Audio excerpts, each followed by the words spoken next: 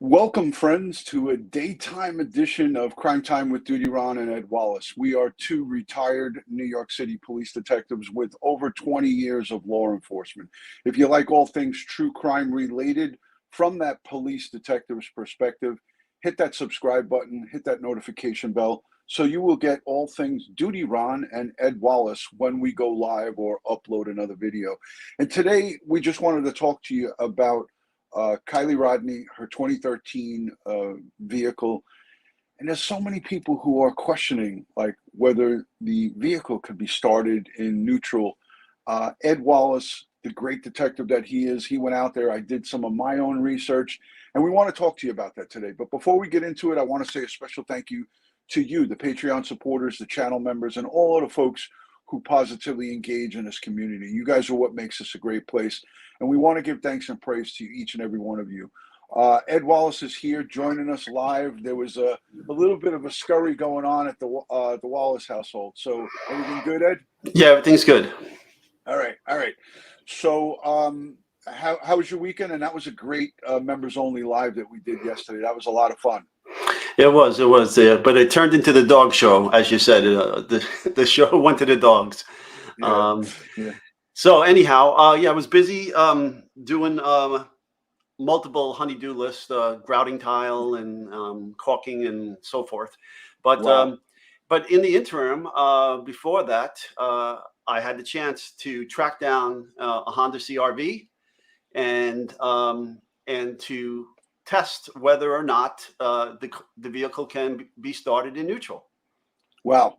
That's I mean, when you came up with this with me and you sent that video to me, I was just I was amazed. But I want to just quickly say happy birthday to Sergeant George Ishwa. Happy 29th birthday. You only turned 29 once, George. You might as well enjoy it while you can. A lot of people chiming in the chat. Dwayne Klein has been on all the time and says, I believe it can be started in neutral on a 2013.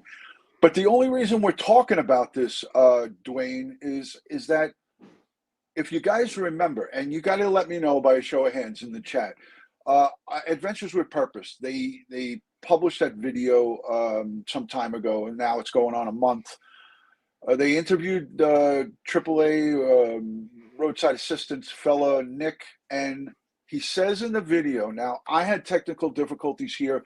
My studio is down and out. I'm using just a regular earbud mic, so I'm not on my regular microphone here in the studio. We've had a couple of things go on with we had a couple of things happen with audio connections and things like that. So, you know, technology sucks. And when you have technology, as we know, sometimes it fails on us, right? But when technology is working, it's always good. But, you know, as Ed and I know, you know, sometimes technology can be your worst enemy when it's not working right.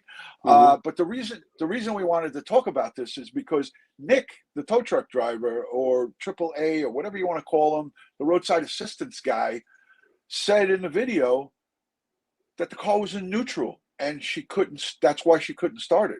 Was I hearing that right, Ed? That's what I heard. Yeah. So that's what caused a lot of people chimed in and checked in with me and Ed in the comments section down below, but not only in the comments, in the live chat and on DutyRon.com.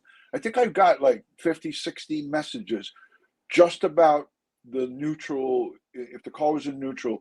But you went a couple of steps further, Ed. Do you want to tell everybody before we play this little clip exactly what you did at the car wash? Well, I went to get my car wash, and the owner was there with his Honda CRV. And I said, hey, you're not going to believe this, and I said, do you mind if we do a couple demos with your car? And I was able to videotape the one. The others I couldn't because I was pushing the vehicle, and I couldn't hold my cell phone and do it at the same time. But anyhow, so he was very gracious enough to allow us to do this. Yeah. And you know something, Ed? Hold on a second. And you know something, Ed?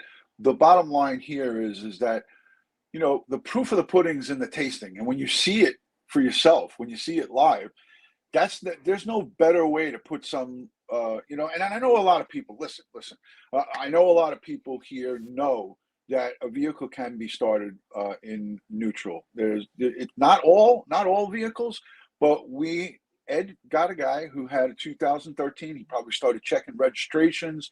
You know, Ed went into cop mode, and you know, he grabbed this guy and he was like, "Hey, could you come on outside with me and start your car up?" The guy was like, "Am I under? Do I need an attorney? Or do I got to do this?" You know, so it was pretty cool. Let me add this to the stream. It's a very short video and was taken in landscape, not wait, no, it was taken in vertical, not in landscape. We needed him to do it in landscape, but you know, Ed's a rookie. He's still working on this stuff. So, but thank you. Here it goes. So this is a 2013 Honda CRV. It does have the electronic transmission push button. Kiely Rodni's car, I believe, had the key. But I talked to a mechanic, and the mechanic stated it doesn't matter if it's a push button start, the electronic, or the keyed start. It's still going to operate the same way. Yeah, this is the highest. This is the highest trim level that this car comes in. Okay, yeah, because we'll see the infotainment system that our auto crime specialist talked about, and you'll see the navigation and all of that stuff. Just for a short bit, I'll play it on a loop a little bit. All right, you're going to hear Ed giving this guy instructions and some blowers going in the background, so forgive that. Start it. It starts in neutral. Okay, folks, it starts in neutral. Thank you. One more time. Start it. It starts in neutral. Okay, folks, it starts in neutral. Thank you. Start it. All right, so there you have it. Ed, when you saw that, I mean, was that just the icing on the cake for you in regards to this whole rumor of it can't start when the car is in neutral, like this tow truck AAA guy said? Well, yeah, well, he was obviously misinformed or uneducated on these matters. Now, you know, Yeah, you may get some people why? put. But why would he say that when he knew It doesn't make any sense recorded? to me. It doesn't make any sense to me. Now, you know, there may be some people say, well, you know, it's not the key, as you said, but it doesn't matter. So what this man did was he stepped on the brake and he put the car into neutral because in order to move the gear shift, he had to step on the brake, push the button in on the gear shift, and then it shifted down into neutral when it was off. Okay. Right. Then he should. She last spoke with her friends and family. Hello? Yeah, what was sorry that? about that. He then pushed the start button and it started. Okay, so that was just the one thing that we did. The next thing I wanted to see is that if the car was in drive, could we make it move in reverse? So he put the car in drive, shut it off in drive, and then myself and his assistant came out and we tried to push the car backwards while it was in drive. And it resisted. It didn't want to move. And I didn't want to, you know, push the issue for fear of damaging his hood because we were pushing from the front end, or I didn't want to hear the transmission grind, and then I was breaking this guy's car. Right. Beckfest, thank you for becoming a channel member. And I want to just say this. I spoke to that Honda this morning. I called the Honda certified guy who I can't get to come on with us. He answered his phone and it was busy in the shop. And I asked him the questions. I said, if it's in reverse and not started or in drive and not started, will it move? And he said it may move a little bit, but it's in gear and it's engaged. So it won't, you won't be able to push it freely because the gears are engaged. That's right. So, and it resisted. Yeah. Let me just play quickly this video from Adventures with Purpose so everybody can hear this AAA guy say in no uncertain terms. And listen, I'm not saying anything bad about Adventures with Purpose or even this guy, Nick, but I want you guys to hear, you know, how he said this. And he was pretty straightforward about it. He was pretty adamant about that the car was in neutral and that's why she couldn't start it. And then he goes on to talk about seatbelts and her being instructed on how to fasten a seatbelt, which is the most basic thing in a car. That's safety 101. When you go to driver's ed and you go to get your permit like she had, you have to be able to, you know, know how to use your blinkers and affix first and foremost your seatbelt. So this all sounded really odd and off-putting. So let's add it to the stream and let's give it a whirl. It's only going to be a couple of minutes. Just down the street in Truckee, California. And Nick, a longtime supporter, fan of ours, appreciate you for coming up to us, possibly has some information in regards to the Kiely Rodni case. So why don't you explain a little bit about what you may have run into? So my name is Nick. I work at an emergency roadside assistance program.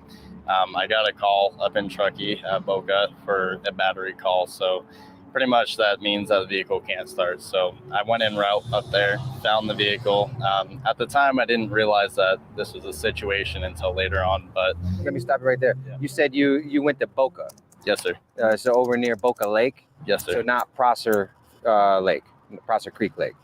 It's right by Crosser Creek. Yeah, so just north. So you went to Boca. At first, when I went there, I realized after my test that, everything was working great on the vehicle. At that point in time, I did notice that, she was very hesitant and very skeptical on everything that was going on. She was asking me really weird questions, in the sense of, how do you put on your seatbelt correctly? And and she asked me to show her on how to connect it to her actual belt. After that, she was stating on how she was there all night and she couldn't get her vehicle started due to the fact that now we both realized it was in neutral.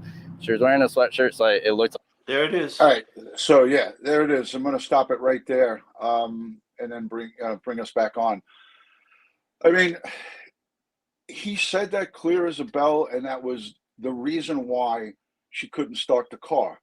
And there is no reason why she couldn't start the car if it had been in neutral. And he goes on to say that he verified it was in neutral. And it just, I'm going to let this play all the way through. And right before that, you guys could see the seatbelt comment. I mean, Ed, did you find that seatbelt comment a little bit odd? Yeah, very odd. But I mean, Yeah. What seatbelt was he referring to? I mean, was he referring to the drivers and front passengers? Or was he referring to maybe, there's usually in these cars a middle back seatbelt that goes back up into the ceiling, and you have to pull it down. That's the shoulder strap, and you have to pull it down. But I don't recall seeing that in this guy's car. But anyhow, yeah, it's just odd. Let's let the rest of this roll. She has been there for correctly and okay. You went to Boca. At first, when I went there, I realized after my test that, everything was working great on the vehicle. At that point in time, I did notice that she was very hesitant and very skeptical on everything that was going on. She was asking me really weird questions, in the sense of, how do you put on your seatbelt correctly? And and she asked me to show her on how to connect it to her actual belt. After that, she was stating on how she was there all night and she couldn't get her vehicle started due to the fact that now we both realized it was in neutral. She was wearing a sweatshirt, so it looked like she has been there for quite a while. What color was the sweatshirt? It was a gray sweatshirt. Gray sweatshirt. Was it dark gray or light gray? okay. It was light gray. Okay. Yeah. Also, there was a guy there that was with her at time being. He was wearing a black San Francisco flat top ball cap facing forwards. Yeah, so the rest of this, Ed, is just him going on to talk about the description of the guy and how he was acting. She would go to one side and he would go to the other, and she kept. That has nothing to do with what we're talking about. But again, all of it just doesn't seem right. It doesn't sit right with me. The bottom line is, from what I did, the car will start in neutral. Okay. Right. All right. And if the car is in gear, in this case, drive, it's all-wheel drive. If the car is in gear and it's off, the engine is off, it will resist being pushed backwards or pulled backwards. Yeah. And again, this definitely did attribute to a lot of speculation and a lot of conversation on YouTube and on Facebook and on the internet.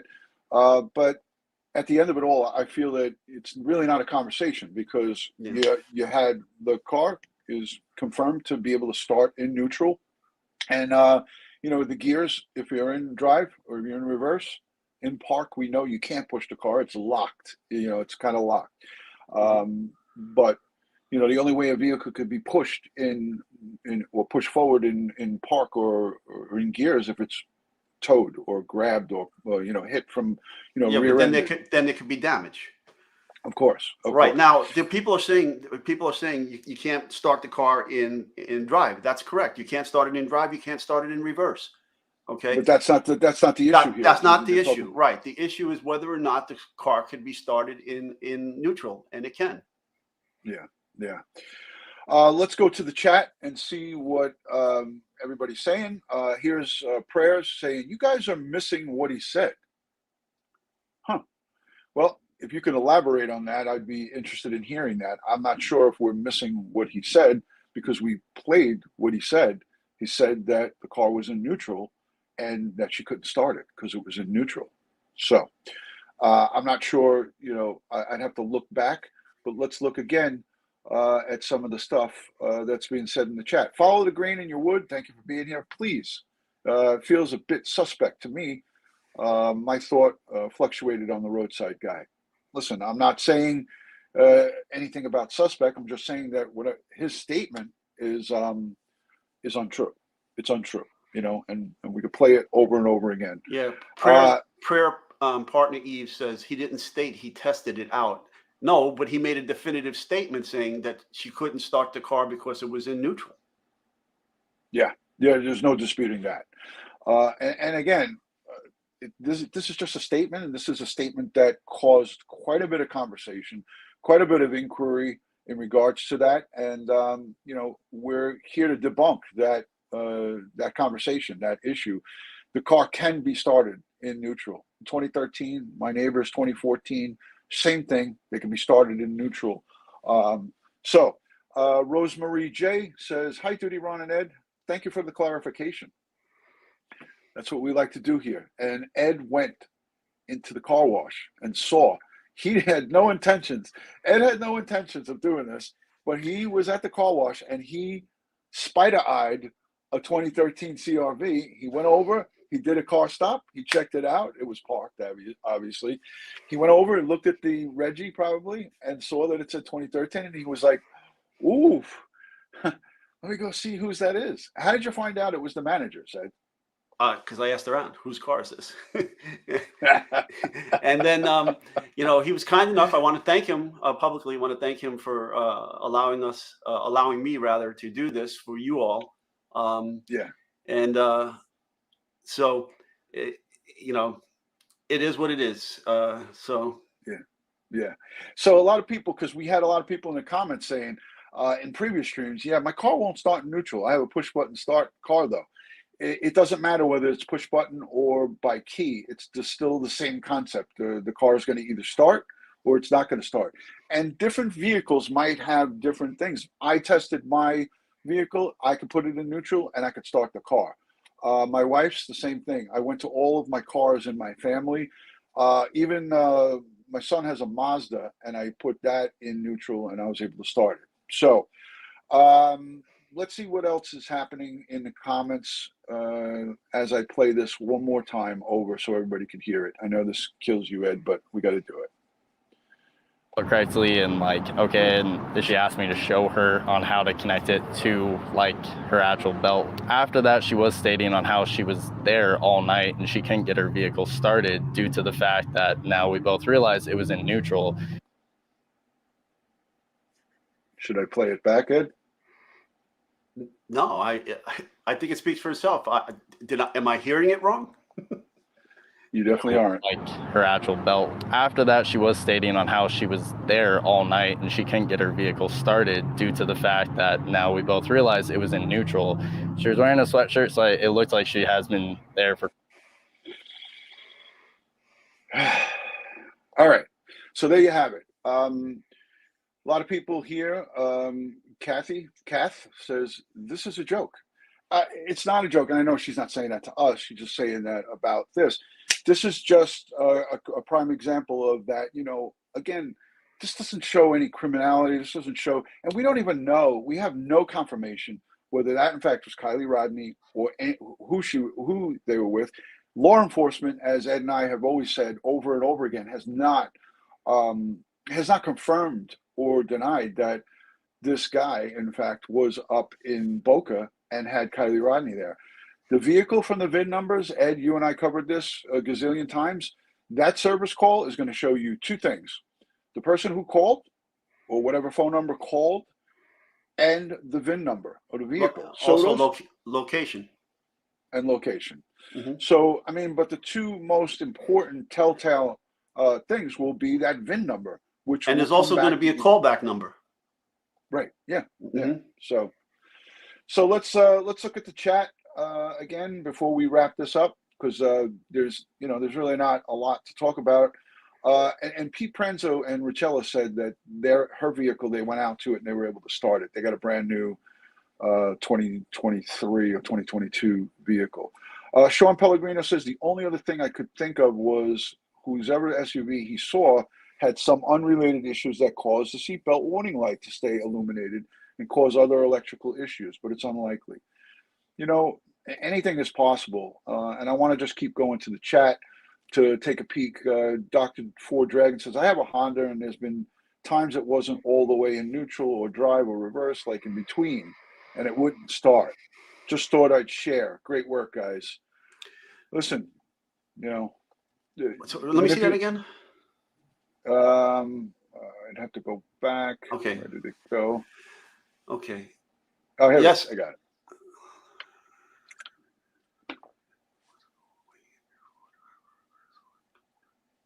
Yeah, if you don't have it in gear, that's correct. That's right. If you don't have it in the right, park, reverse, neutral, drive, it's not going to start because you're not allowing the circuitry to show that to make the connection. But Right. there was a question here: will it start neutral with a key fob? And this guy had a key fob. He had the top of the line for that year, and was push button start with a fob. Yeah. And it started. Right. Yeah, a lot of questions: who got the bill for the service? All of that is documented. We don't have access to that documentation, but again, I love all this. I love all this interaction here. I like to see that people are engaged in this, but again, you spend a lot of time on these small little details, and you can debunk them quickly. And Ed was just simply over the weekend washing his vehicle, and he saw the car, and I had already, prior to that, went across the street. My neighbor's got a 2014 CRV. It's a push button. I did a whole video inside of it. I'm not going to upload that here or let you guys watch it, because it really I did it initially to show the interior. I wanted to focus on that back cargo area that everybody's struggling with. And, there's a lot of people out there that think, Ed, that, Kiely was strapped down in that back area because of the belt allegedly looking like it's coming out of the back. It was a very grainy photo. It wasn't a crystal clear photo. Only ones that will know that, and I want you to just go over this, Ed, is I'll let you take it without me giving it all away, but the people who are going to know exact condition of that vehicle are the outside divers and the police. But do you want to talk about what is supposed to be done? Adventures with Purpose may know as well, because Right. if they video, I'm sure there's more video than what they put out. And Yeah, that's edited. Yeah. So if they videotape the interior and were able to pan upward to the gear shift, they should have that information. In addition, law enforcement should have documented that position of the gear shift underwater before anything was touched, before they tried to flip it and all that other stuff. That all should have been photographed. That all should have been documented in writing in their notes. Right. So, but I didn't notice any cameras in those divers' hands when they were coming in and out of the water. I didn't see any photographic equipment. Right, but we were looking at edit, and in all fairness, we were looking at edited video from Adventures with Purpose. But there was the raw footage from the news, and I have that helicopter overview, and it's like almost 2 hours long. When I reviewed that, and I'm sure you did too, Ed, I didn't see anybody going with underwater cameras. I didn't see anything mounted, but it wasn't a zoomed in photo or video of them going in. It was from up above. So, in fairness, we really don't know. No, we don't. We don't know. I just said I didn't see it. Yeah, we hope and pray that they had crime scene 101 classes where they're going to be sketching, photographing, videotaping, GPS locating. I mean, they didn't seem to do a secondary dive. So I mean, that makes me a little leery that they did anything correctly. Yeah. And that's really unfortunate in 2022 and in this day and age. You would think that that they would, have the top-notch investigators. You got the FBI. So it was a 2-week long search. You had the FBI, 19,000, 20,000 man hours, in the teens of different agencies involved, and private dive groups, private search and rescue that have come out there, or the volunteers, and just tons and tons of resources put on this thing. You would think that they would have had the the wherewithal and knowledge of how to do a crime scene. And accident investigation, we have heard nothing from Nevada County sheriffs, the California Highway Patrol, and no cause and manner of death, and no report from the tox. And everybody's sitting on the edge of their seat just waiting. What do you think, time-wise, Ed, are we looking at for an accident investigation squad to complete their? Do they do a reenactment? Do they do something in the studio? Do they do something animated where they look at all of the measurements and things of like what they do? Or can you explain a little bit about that? I don't think they're going to go that far, honestly. Yeah. I mean, I don't think they're going to do any 3D modeling. I don't think they're going to use any accident reconstruction software. I know they're going to plug the numbers in. Well, first of all, let me back up. They're going to look at the exterior of the vehicle and note any damage that didn't occur to the vehicle prior to them flipping it. Right. And they'll try to pull information off all the areas in the vehicle that contains data, if it can be, and then analyze what information is there, and hopefully, they'll be able to get some information on lights on, lights off, seatbelts on, seatbelts off, speed, lane changes, or signal switches, right turn, left turn. Right. Anything like that, or an engine error, possibly popping on when water intrusion occurred, or whatever the case may be. But you would think by now most of that information would have been gathered, and there would be at least a preliminary report. Again, we're not privy to any of this, and at this point, nor should we be. But eventually, it's going to have to get out. Right. So you saw that super chat up there. Ian Barker says, if the car is in neutral, do they have to have their foot on the brake to start it? Did you notice that? Yes. So the foot had to be on the brake. Foot was on the brake. Yeah. Okay. All right. Good. A lot of people are saying in the chat, because I see the chat, it's moving fast. A lot of people are saying, well, what Nick was really meaning was that the car was in drive, and that's why she couldn't start it. But that's not what he said. Yeah, we can't put words in his mouth. This is what he said. Yeah, correct. He said it wouldn't start because it was in neutral. Right. Yeah, he said it clear as bell. It was in neutral. Retracting the statement, going back, and whatever. That's a whole nother thing. But we did not see any retraction to that. We didn't. When we spoke with Adventures with Purpose, we really didn't speak to them in depth about this. But we did. They did not at any time mention, "Hey, this kid misspoke," and he really meant to say that it was in drive. I think that's again. This is not a bashing of Nick, the AAA response guy. We're not bashing the kid. We're just saying what he said is not true. So that is, that is what this is. This what we're having a conversation about. Alex, no, we notice all the regular chats, not just the super chats, but the super chats we definitely do highlight. Go ahead, Ed. Well, if you're listening to me, you see me bring up other people non-super chat questions like Linda W. She said, "Is this a big deal?" And it was a controversy, and people were arguing about it online. Yeah, it was definitely a big deal in our community because we track all of the messages that come into DutyRon.com, and Ed and I review them all, and there was close to 50 alone just on this. So to stop this from having from having continuous questioning in our community, that's just a service that we do to our community, our Crime Time with DutyRon family. We want to let everybody know that's here, that supports us, that this is what our findings were. And that's as simple as it gets. And anybody else that wants to take that information and listen to it, then that's also an added bonus as well. Yes, mayhem and miracles. It's called vitreous fluids, the fluids that are in the eyeball. Yes, vitreous fluids. Yes, yes. Voice, follow the green in your own wood says words do matter. Yes, absolutely. So let's see. There was another couple of good ones. There's the one you just highlighted. Stace on the case says, wow. And then Raymond says, even if this turns out to be an unfortunate accident, someone is culpable for feeding a 16-year-old booze, in my opinion.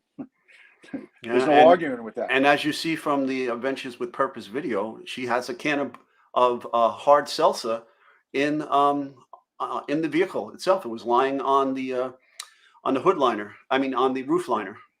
Right, right. And I also mistook that for a candy bar, and Ed straightened me right out. Boom, he gave me a big punch. He said, no, Ron, that's an alcoholic beverage. Another thing that I find interesting too is that, you know, again, we are waiting to hear from the Nevada County Sheriff's Office.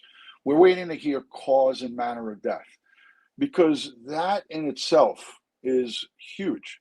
And there's at no time this thing called a criminal investigation by the Prosser County Sheriff, who initially was the lead on this and was, you know, running with all the pressers and things of that nature. But Nevada County Sheriff, you know, who's also the coroner, we haven't heard from her. We haven't heard a peep from her. Is that normal, Ed, for that to happen in a case like this that's getting so much traction, just to go radio silent, waiting for the cause and manner? Well, she said she was going to give herself 2 months before she'd speak on this again. So November 1st, she said. Mm-hmm. Yeah. It's quite unfortunate.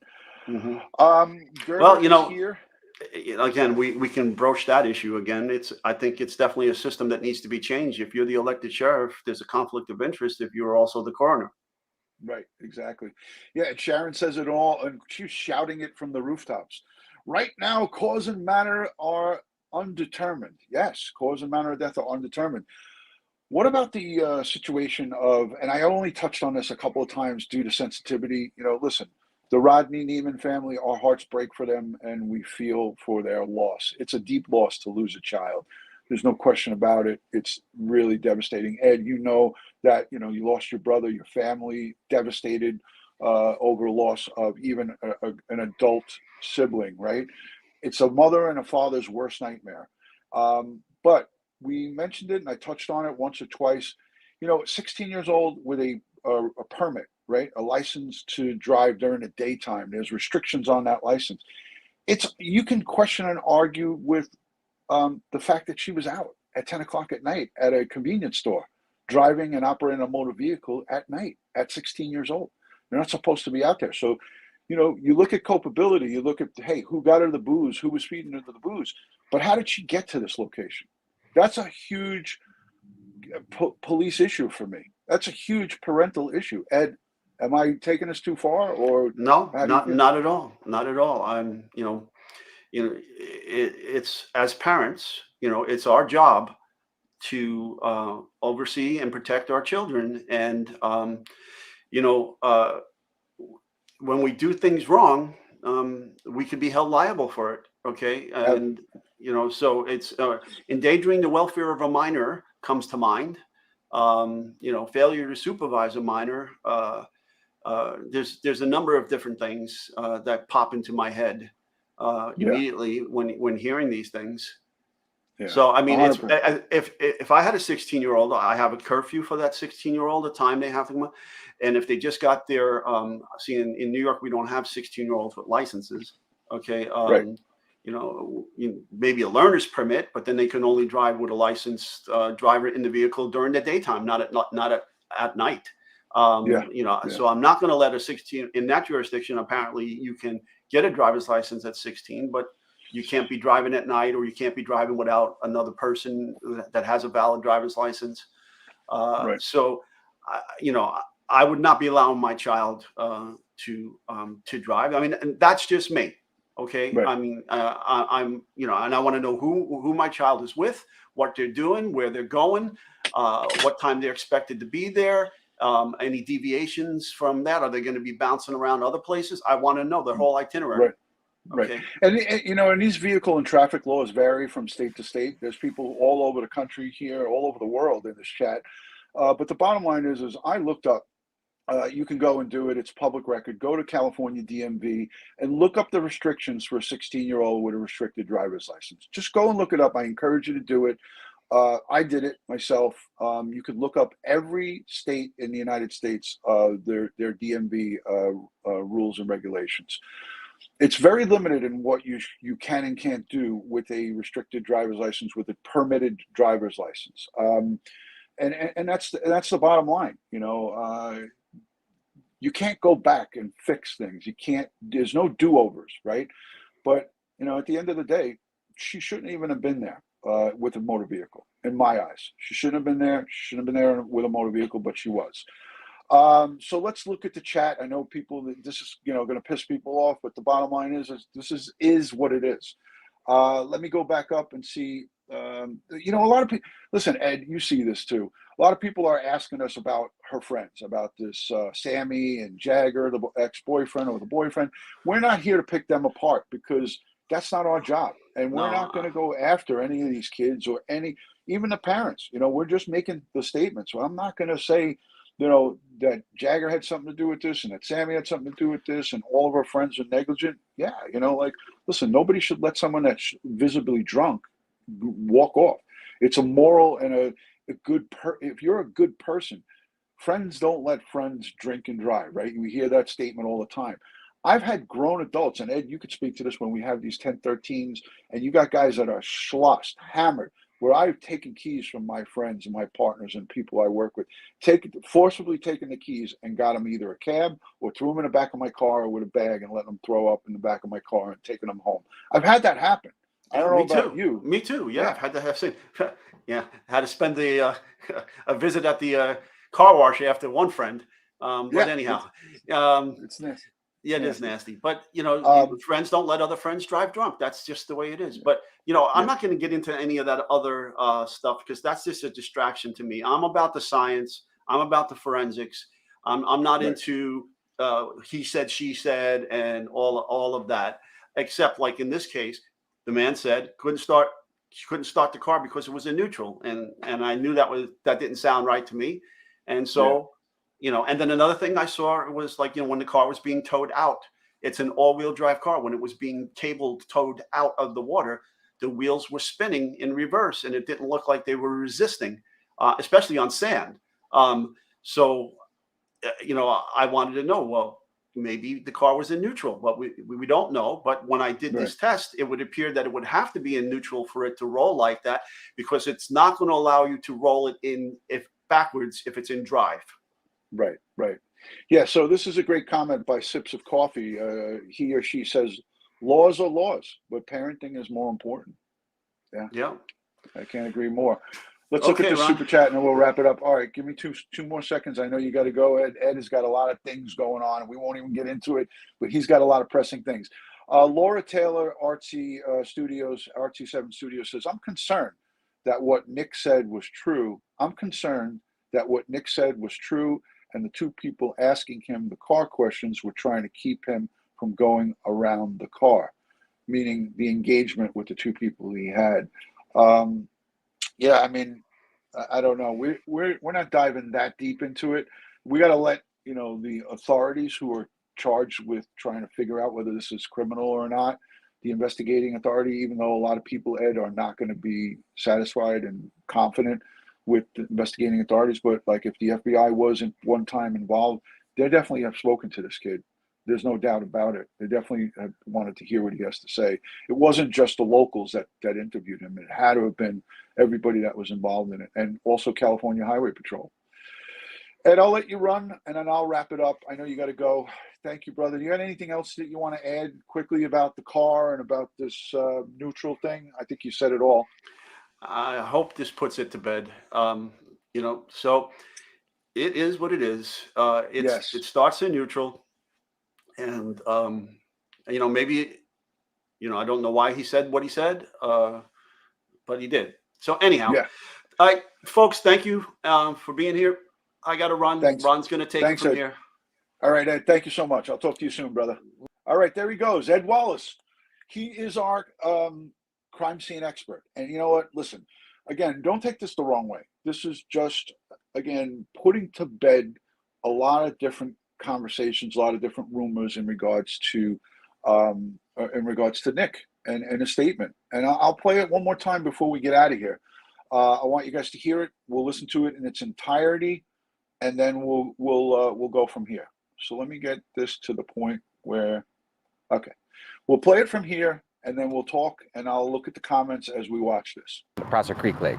It's right by Crosser Creek. Yeah, so just north. So you went to Boca. At first, when I went there, I realized after my test that, everything was working great on the vehicle. At that point in time, I did notice that, she was very hesitant and very skeptical on everything that was going on. She was asking me really weird questions, in the sense of, how do you put on your seatbelt correctly? And and she asked me to show her on how to connect it to her actual belt. After that, she was stating on how she was there all night and she couldn't get her vehicle started due to the fact that now we both realized it was in neutral. She was wearing a sweatshirt, so it looked like she has been there for quite a while. What color was the sweatshirt? It was a gray sweatshirt. Gray sweatshirt. Was it dark gray or light gray? It was light gray. Okay. Yeah. Also, there was a guy there that was with her at time being. He was wearing a black San Francisco flat top ball cap facing forwards, brown hair that's sticking out just a little bit on the sides. It was kind of like they were both kind of at unease is what it looked like for me, as if either they had a crazy night or a crazy day or there's something going on I couldn't know, and at the time I didn't realize what was going on. But other than that, he was a thinner built guy is the best way I could put it, with a bro tank, and it was white bro tank. He had some freckles on his face, or maybe it was acne or whatnot, but it was on both sides of his face. He was also a little bit shorter than me, so I'm 6'3". In hindsight, you're realizing all of this. When do you think that this took place? Was it before, during the day, after she disappeared? To be honest with you, it's either right after she disappeared or right before she disappeared. Okay. But it was around noonish, 11 o'clock in the morning when I got out to her. During that period of time, after the period, I told her that I was going to leave and I hope you have a great day. Vehicle, I told her to keep it running for a couple of hours to obviously make sure everything's working good on the vehicle, charging system wise. At that point in time, then I left, and then a week later is when I saw at a coffee shop that she was gone. You saw this on a flyer or something? Yeah, but then everything spiraled out of control and I got in contact with the detective and tried to do everything I could. And then I saw you guys. Now we know we probably have a tie to Boca, which was already on my radar. Do you know who placed the call to your roadside company? So I can't get details. Calls don't go through me. They go through dispatch. So you don't have. So when you were digitally dispatched, did you call them to say you were coming, or you just showed up? I did call and nothing went through. It went straight to voicemail. Yeah. Do you know if she had a phone on her at the time? She did state that her phone was dead. So dead. She used whatever guy, whoever this was, she used his phone. So that's how she did get in contact. And what was, you mentioned she was asking funny questions and acting weird. Granted, I at the time I didn't realize again that. Yeah. I mean, I've been in the towing industry my whole life, so you see a lot of crazy stuff, a lot of weird stuff, and it's actually pretty normal. So I can see why at the time it's just a normal call. She kept on going over that, how do you secure your seatbelt firmly and do it correctly, and that's when she was asking this, Was the guy that she was with right there too? He was Or? on the opposite side of the car. So he could hear the conversation as well? Every single time the guy would come over to us, she would go on to the other side, and it was just like a back and forth, like a tag team. Better to say, like one person would come over, she wouldn't stay near him, and then it would go vice versa. Or if we were at the front of the car going about the battery and talking about the battery, he was always on one side, she was on another. They were never close to each other. She was uncomfortable. Yeah, because that screams awkwardness and someone being uncomfortable. And when in that scenario, if he was there with her, he should have been right next to her. If not dealing with you the entire time and not her. Did she seem high or intoxicated or? I thought that maybe she was either hungover or just had a really rough day. She looked distressed. Can you show me on the map where you saw her? Absolutely. All right, so we're here in Reno. Let's go down to Truckee. There's Prosser, there's Boca. Just drop a pin on the road exactly where you saw her. We're at the right place, right? Boca, you come in, you follow this road down. I think that is the turnout right there. Yeah, this is it. And so right there, how she was coming out this way, So and her front end was facing 894. Yeah. All right. And did you leave before her or did she leave before you? I left before her. Was there anybody else around? There was people far back here, yes, but not near her, no. Did you notice anything in particular in her car at all? I mean, besides perfume bottles and actually there was a perfume bottle that was in the center console, and that was all that I recall, to be honest. Did she have anything on her keys at all? I don't remember. Did you say that you guys have cameras that could possibly get some sort of facial recognition on? Yeah, so we do indeed. We have cameras facing front and rear of our vehicles, as well as that we do have like audio, so we could pick up audio from inside and outside of the truck. So we did have that, and I'm guaranteed, I mean, my vehicle is facing directly towards hers, so, and that's how I normally do it for my protection. What's the window you're giving us of when this happened? Either Friday, Saturday, or Sunday, I believe. Because the weekends I usually cover Truckee, so, and that Friday I also worked in Truckee, so, yeah. If you were to make a bet on what day it was, what would you say? When I was looking back under my GPS, under my phone of where I've been, I was there both Saturday and Sunday, farther into Boca. Everything you just heard? Okay, so let me get back on. That was Josh Cantu that was talking on there, asking the other questions towards the end about the date. Again, you guys can interpret this the way you want to interpret it. The bottom line is what we spoke about today had to do with the issue of the vehicle being in neutral and not being able to start. Whether the foot was on the brake or not, that's debatable as well, and that was not discussed here. But again, I think we should just, put this in our pocket, keep that knowledge in your pocket, and move forward. The bottom line is that we're going to be waiting for the cause and manner of death, and hopefully that comes out sooner than later. But as the sheriff said, we're looking at a time frame of November 1st. And I don't know why she used November 1st as a date. Could it happen before November 1st? I hope and pray that it happens before November 1st. Let me say thank you to the new member, Pretty Wicked One. Thank you for becoming a channel member. And also Andrea Talu for the $1.99 super sticker. Guys, if you're not subscribed to Ed Wallace and Crime Time with DutyRon, please consider hitting the subscribe button. Hit the thumbs up if you can on this video. It helps tremendously with the algorithm. If you can hit that thumbs up while you're here, we greatly appreciate you. What we try to do is bring you factual information, not based on rumors, not based on what we've heard in the Twitter sphere or on Facebook or on YouTube. We do the research ourselves based on our knowledge of criminal investigations. We do not investigate anybody and investigate any crimes because we are now retired. So I encourage you, if you are not yet subscribed and you like all things true crime related from the police perspective, consider subscribing to this great community.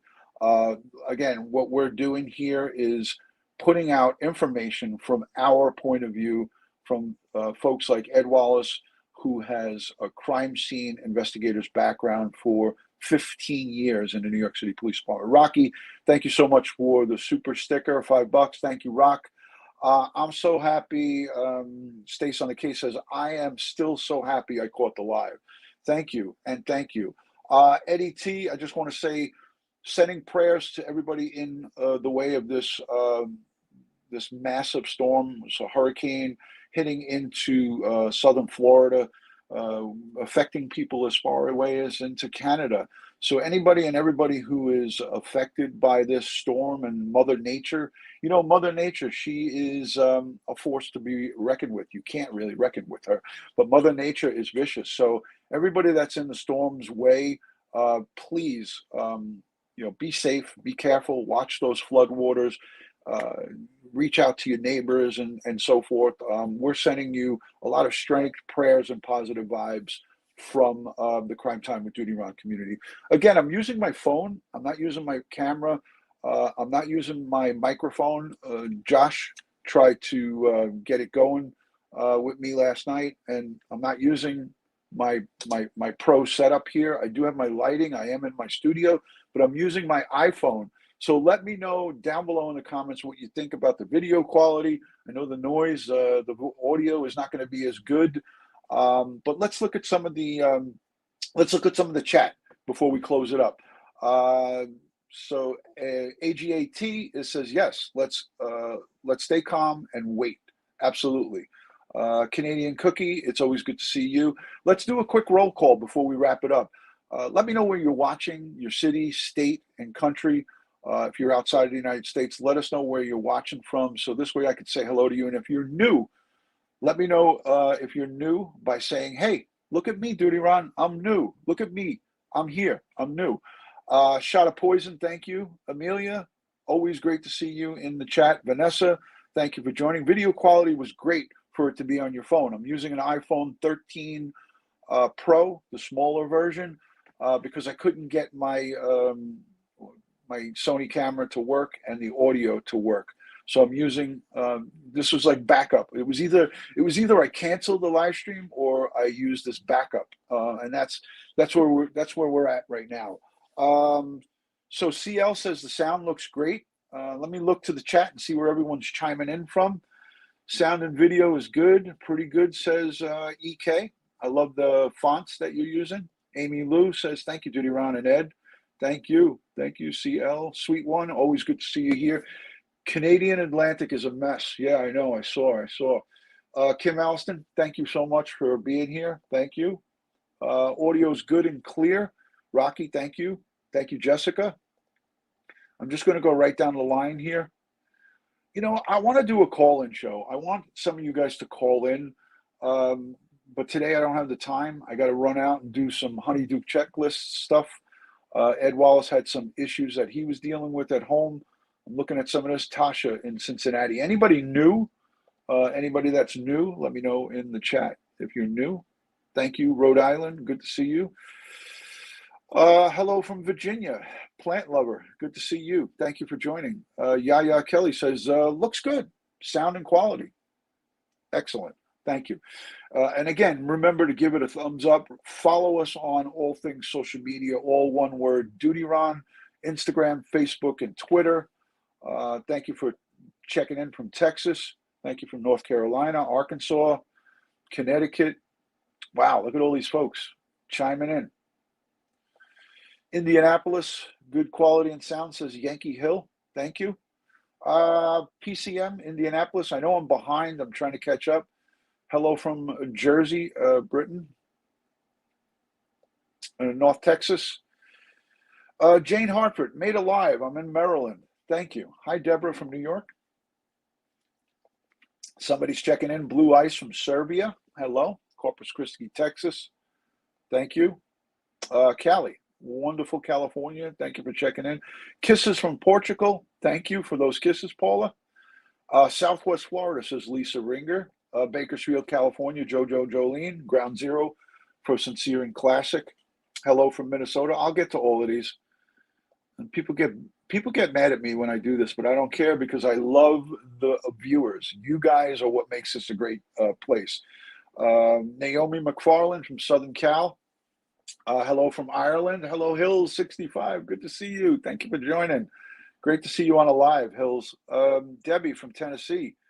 Ground Zero for Summer Wells. Low Country, South Carolina, says Kath. Thank you. Donna from Alabama. Maine. Beth CL is, again, Southern Cal. Some people are putting it in twice. Hello from Toronto, Ontario. Yucky. That's the screen name. Hello from the UK, Kim. Always a pleasure. Yamilith says that's crazy. Pittsfield, Maine. There's a Pittsfield, Massachusetts, too. Hi, Jane from England. Thank you for joining. Stockholm, Sweden. Oh, hello, Bianca. Wow. Thank you for smashing the thumbs up. Hello from New York. Australia, put another prawn on the Barbie, Jules. Hi from Idaho. Stephanie, good to see you. Georgia, Tennessee. Wow, I'm way behind. Hello from Connecticut, Syracuse, New York. My good friend from upstate. What the WTF, East Tennessee? All right, I think I got everybody. Someone's checking in from Hong Kong. Thank you, guys. All right, listen, I have something to do with you guys. I'm not going to be able to do it today, but I think tomorrow I'm going to do it. We're going to incorporate a crime show with our good friend Jill Fiberfluzzi. That's her right here. There's some stuff in the background here that she made with her community. I forgot to show Ed this, but we have DutyRon blankets that were sewed by the yarn community. I got to figure out a way to show them, but it says DutyRon on this blanket. She made an LSU hat for Ed. All the people from Jill and Fiberfluzzi's Crafts, they made this. I forgot to show Ed while he was here, but they made this. Amy, my good friend Amy, Amy Long, she made this wind chime for my wife, red, white, and blue. You hang it up. You hang it with the crystal. Thank you, Amy, for that. And then here's a second blanket for me. This one's mine, and this one is Ed's.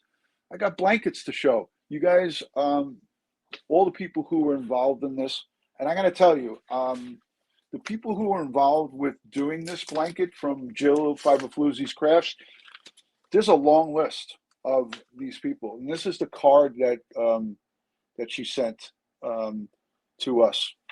Let me take the comment off the screen. Hold on a second. So this was the card from Jill Fiberfluzzi. And she says, enclosed is a list of some of the wonderful, talented people who put the squares together, and then she knitted the blanket. And here's this big, long list of all the people who were involved in making these blankets, crocheting these blankets, and the hat for Ed, and the wind chime for my wife. I'm going to do a live stream tomorrow thanking everybody. But this is like a little bit of a preview for all of the people that are on this list. Thank you. Thank you. Thank you. Ed and I are just tickled fancy about this. You guys are awesome. And in the winter, we're going to get a lot of use out of these things. So I want to wish everybody a happy Monday. This Kiely Rodni case has got everybody up in a roar. People are just so flabbergasted by the lack of professionalism that law enforcement displayed over in Northern California on this case. And, there's so many missteps, and we question how could we still have confidence in law enforcement. And I still have confidence in them because I know from some of the great work that I've seen happen on here on the East Coast in New York and the tri-state, the New York, New Jersey, Connecticut, Massachusetts, Pennsylvania, everybody here on the East Coast, I've seen nothing but good stuff from. And I've seen a lot of great investigations in many different states, but I've seen a lot of investigators drop the ball. And that's unfortunate when you see that, because it really, really brings you to a place of not trusting, not being able to trust the men and women who take that oath to protect and serve. But I have to reassure you guys that the overwhelming majority have our best interest. I know that I did. I had our best interest in in everything that I did for the public, the general public, the people who we served in the city of New York. And they were complete strangers, but we protected and served with, and we gave it our all the time. Everything that I was on, every missing person case, every stabbing, every shooting, every sexual assault, every case that I ever handled was handled with the utmost of respect and looking to bring evil to justice. And I want to just say, you know, don't give up on our law enforcers, because they are there. They'll lay their lives down on the line for us on a regular basis. And the percentages of ones that do not good, that don't do good for us, are outweighs the good. So that's what I wanted to put out there. So a lot of love and respect from my house to yours. As I always like to end these, God bless the world. God bless the United States of America, and God bless each and every one of us here in the chat, but especially all victims of crime and their families. They need us now more than ever. Let's send them strength, prayers, and positive vibes. I want to just leave you with this. Everybody and anybody that's in a situation where you feel like, you know, you're behind, and that nobody cares, there's always a way to reach out to somebody. You can go on to DutyRon.com, reach out to either Ed or I here in this community. There are so many places and so many things that you can do to reach out to people for help. And I want to just make sure that it is clear and transparent. We have all of these resources available on DutyRon.com, just like this right here, the National Domestic Violence Hotline. They are doing unbelievable work, the Domestic Violence Hotline. You can always call into the Domestic Violence Hotline, and many, many others. There's so many resources on DutyRon.com. Go and check it out. So guys, before I let you go, I will see you on the next one tomorrow. Don't forget, I have to do the thank you video. I'm going to have Jill from Fiber Floozy's Crafts and True Crime. She's going to be on with me tomorrow. I'll probably do it somewhere around this time again tomorrow. But we're going to talk about another case, Gonzalo Lopez. He was the inmate that escaped from Leon County, Texas. If you haven't heard of that case, look up Gonzalo Lopez from Leon County, Texas. He escaped a prison bus, and he wound up killing a family of 5 in Leon County, the Collins family. I covered that case extensively. We're going to be talking about that tomorrow, and we are going to also do our appreciation to Jill, Fiber Floozy's Crafts, and all of her great people. I'll see you soon. Peace and love from DutyRon. Thank you for joining, and thank you for subscribing. Talk to you soon, guys.